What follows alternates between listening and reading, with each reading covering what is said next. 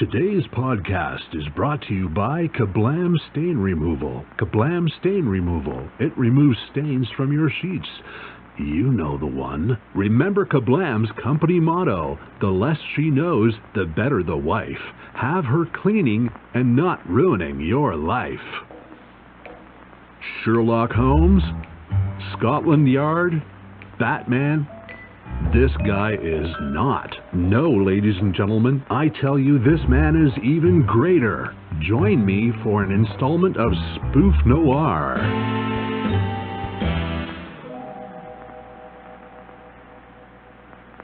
Our story begins like any other story, with a murder. Emma Genius is an ordinary housewife who returns from the market only to find her husband dead. Emma Genius's husband of 2 years was shot in the head, dead. He took one to the dome that brought him home. That's right, folks, a peacemaker took him to his maker. The window was opened, all the signs pointed to murder. The police, through the months, were perplexed at the crime. No visible clues, no known suspects, except for two, Emma and their neighbor, Ken Worth. I've seen it all. Murder, rape, arson, jaywalking. But nothing prepared me for what walked into my office. 2 legs that ran for days and a tall blonde drink in the middle of the desert. I'm right here. I can hear you. Oh, of course. I'm sorry for your loss, but I cannot take the case. You see, I have prior commitments I simply can't ignore. I looked you up, John Public. 4 years in the Marines, 2 years in the Army, and 4 months in the circus. Look here, Missy. I'm the only detective in this story, and if you don't want to be tossed out on your ear, you'd cram it. I'll pay you. I'm not for sale. But your services are. How does $10 sound? I'll take the case. A 30-minute car ride later, our hero finds himself standing in the middle of a crime scene. Chief, I never expected to find you here. Public, I thought I told you I never wanted to see you again. Relax, Chief. If I know you were gonna be here, I wouldn't have shown up. Why, you? What are you doing here? You're not even supposed to be near a crime scene, especially not after this circus incident. I've been hired to work this case on the outside. See, my client here says you and your badges are a bunch of incompetent, no good, I never said. lousy, Wait. bunch of pencil pushers. Now, hold on. I never said those things. Now, listen here. I want both of you gone. If you're not gone by the time I count to 3, I'm going to have you arrested. And as for you, miss, I'm sorry for your loss. Let us do our job. If I see you down here again, I will have you arrested alongside him. You wouldn't arrest us. You don't have the guts. Our hero has found himself behind bars before he could even solve the case. Will he get out in time to solve the case? Or will Miss Genius' husband's murder go unsolved? Hey, Public, Sabra paid your bail here. You're free to go. Never mind. Home sweet home. Not that I'm ungrateful, but why did you spring me? Well, I had a talk with Chief O'Brien, and while he was busy, I grabbed this. And he decided that you weren't worth a headache, and allowed me to post bail. Is that the case file? For my husband's murder, yes. What are you waiting for, sister? Hand it over so I can solve this and get you out of my hair. Not so fast. Do you want this murder solved or not? Oh, I want it solved. But I have a condition. Wait, you want to put a condition on solving your husband's murder? Okay, Missy, I'm all ears. I stay with you while you investigate. After all, 2 heads are better than 1. I already have 2 heads. What exactly do you bring to the table? I already brought you the case file. What more do I need to prove? Proof that you're a thief. Speaking of which, what's in there? Well, pictures, really. Oh, and the coroner's report. Hold on. The police say No, it can't be. What is it? They say that my neighbor is a suspect. It couldn't have been him. Now, why couldn't it be him? Because we were together at the time. Together how? We are, or were, having an affair. That does make him look more guilty. Don't you get it? We were together at the time. If that's the case, then you should go tell the cops. But if word gets out, the neighbors might think I'm A harlot? Well, yes. Promiscuous? Yes, A whore? Enough! Will you put the thesaurus down? My goodness, madam! If you can't contain your hysterics, I'll be forced to ask you to leave.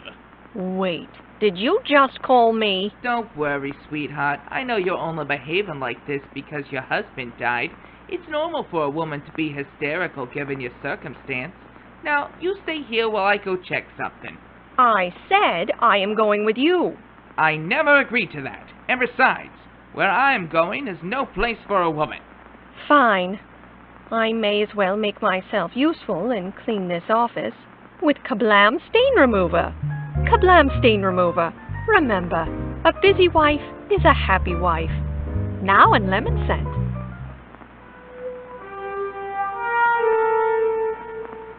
The police think it was the neighbor. In a crime of passion, he snuffed out her husband. My gut is telling me otherwise. It couldn't have been him. We were together at the time. Yep, it was definitely my gut. Our hero finds himself looking at the house where Miss Genius and her husband lived, his keen eyes looking at every detail, memorizing every feature, leaving no stone unturned, fathoming every angle. I think they get it. Excuse me! Yeah? I'm looking for a man that lives next door to the Genius house. Who's asking? A wise guy, eh? The name's John Q. Public, and I'd watch your tone, bub. Well, my apologies. I'd assume you're looking for me.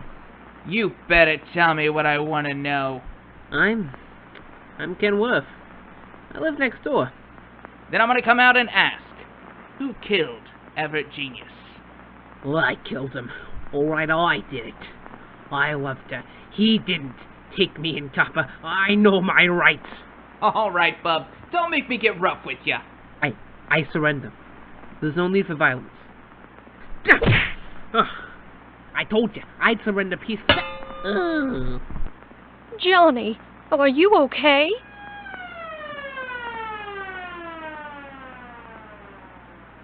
You criminals! What do we have here? Looks like my primary suspects. And one John Q. Public laid out on his arse. Now, hold on. I am no murderer, and I can prove it. You see, while our hero was confronting the suspect, Emma, after she finished cleaning, realized then that it wasn't her neighbor that she was with, which led her to conclude that it had to be her neighbor who killed her husband. While Public was busy subduing the man who murdered my William. Don't you mean Everett? Whatever. I searched his house and I found this. I'll take that. 1 round missing. Hasn't been used in ages. You mean to tell me you didn't bother to clean your own gun? You call yourself a man, Mr. Worth. You make me sick. Take him away. As for you two, good work. And if I catch either of you near my crime scene again, I will lock both of you up. Not bad work, doll. My name isn't Doll. It's Emma. And I can start Monday. Start what? Working with you, of course. I don't need a secretary, doll.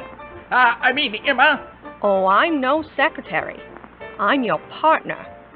You'll find yourself in an early grave if someone isn't there to save your mug. I don't think so. We'll discuss it Monday, when I report for duty.